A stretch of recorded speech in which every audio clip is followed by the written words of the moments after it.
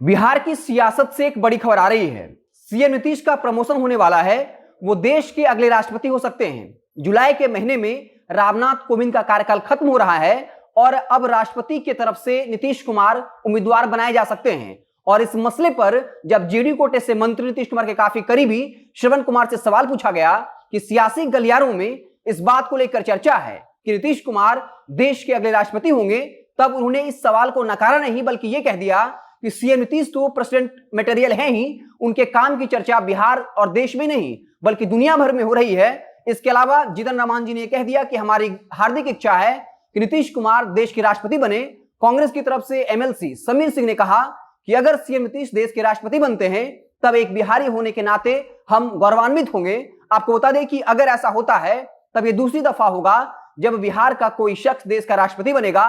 पहला देश का राष्ट्रपति राजेंद्र प्रसाद थे जो बिहार से ताल्लुकात रखते थे।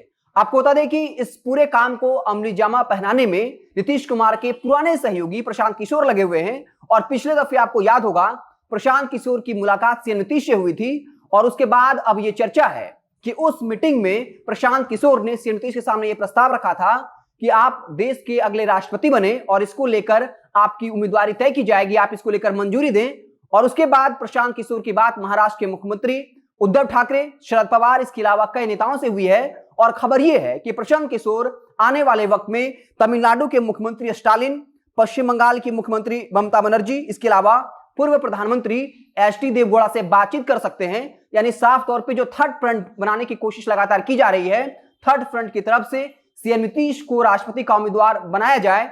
हालांकि इस मसले को लेकर जब बिहार के नेताओं से सवाल पूछा गया तो जिस तरीके से सीएम नीतीश से काफी करीबी माने जाने वाले जेडीयू कोटे से मंत्री श्रवण कुमार ने इंकार नहीं किया और यह कह दिया कि सीएम नीतीश जो है वो प्रेसिडेंट मटेरियल हैं, यानी उनमें वो तमाम काबिलियत है कि वो देश के राष्ट्रपति बन सकते हैं। तो अब ये खबर जो है वो लगातार चर्चा में आ रही है कि क्या वाकई में सीएम नीतीश देश के अगले राष्ट्रपति होंगे। और फिर सवाल ये उठेगा कि अगर सीएम नीतीश देश के राष्ट्रपति बनते हैं तो फिर बिहार का मुख्यमंत्री कौन होगा, क्या वो बीजेपी से होगा।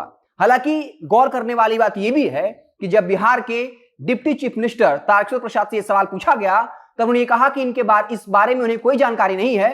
इस वक्त राष्ट्रपति पद के लिए कोई वैकेंसी नहीं है, लेकिन सच यही है कि जुलाई के महीने में राष्ट्रपति रामनाथ कोविंद का कार्यकाल खत्म हो रहा है और अब सीएम नीतीश का नाम जो है वो देश के अगले राष्ट्रपति के तौर पर आ रहा है। तो इस बात की भी संभावना जताई जा रही है। नीतीश कुमार को प्रेडिक्ट करना इतना आसान नहीं है कि वो क्या कुछ फैसला लेंगे।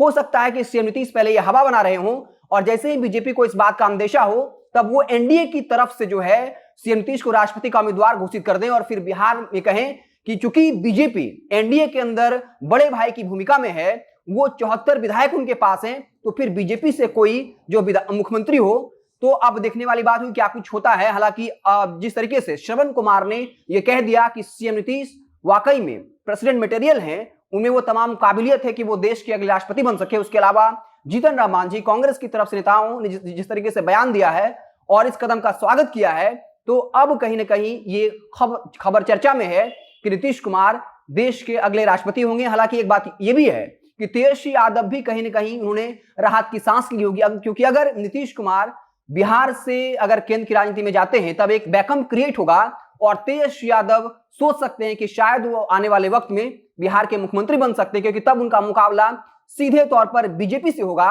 या फिर अगर सीएम नीतीश केंद्र की राजनीति में जाते हैं तब बिहार में जेडीयू कमजोर होगा और फिर लगातार जो आरजेडी ये दावा करती है कि बिहार में खिला होगा, शायद वो जेडीयू के अंदर जो यादव जाति के विधायक हैं या फिर पिछड़ा समाज के हैं उनको अपनी पार्टी में तोड़ ले।